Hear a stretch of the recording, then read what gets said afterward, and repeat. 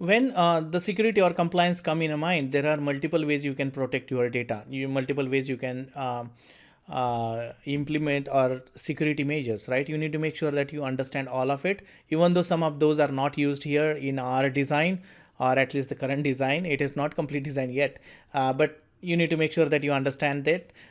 Starting with the multiple projects. So if at all you have verticals and you have a teams based on the departments. One is analytics team, one is farming equipment, second one is your mining equipment, or there are some other business domains which you have a different team altogether. You can create a multiple project and you can create the policies for each and every project differently, right? So you need to make sure that you understand the purpose of the project and you create a multiple project. Or if you have one centralized team who takes care of the networking part, right, and they are providing shared services to all other departments. So what you can do is you can create a share VPC, and that share VPC is owned by the network team, and all other projects should be using that particular VPC to provision the resources.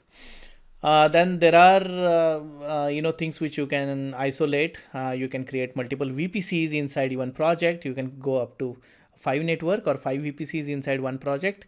You need to make sure that you understand and create appropriate VPCs. If at all there are dev stage environment, probably you want to create one VPC or separate VPC for those than the production environment. You can isolate, again, depends on the department, depends on the groups, the different cloud resources, and you can do that by using cloud subnetworks or subnets. You can enforce firewall rules and routes if at all you want to protect your data from other department or other ones to access it. Majority of the time, you need to make sure that you are applying least privilege policy. Means people who needs to have access should have least privileges and not all privileges, and then yeah, like that. Protect from attacks. You need to make sure that, as because these services are exposed and there are equipments, farming equipment or mining equipment, they are sending the data. You will make sure that there is enough protection for DDoS and you should be able to absorb the attack. You need to understand GCP's implementation and what they are doing it for the attack, and what is your part, what is that you can do to protect your applications. You need to make sure that you understand IAM and service account policies. What is the purpose when there is a application to application access, you want to use service accounts, then the user rules or something like that, right? Go for principle of minimum access. Enable audit logs. Make sure that when you enable audit logs or flow logs on the network side, it is going to cost you money, because it is going to be huge in numbers. For each and every connection there are logs. You need to make sure that the encryption is in place at rest, and when you are transferring the data from one location to another location, you can use cloud KMS, or you can use your own key and manage it inside the cloud KMS.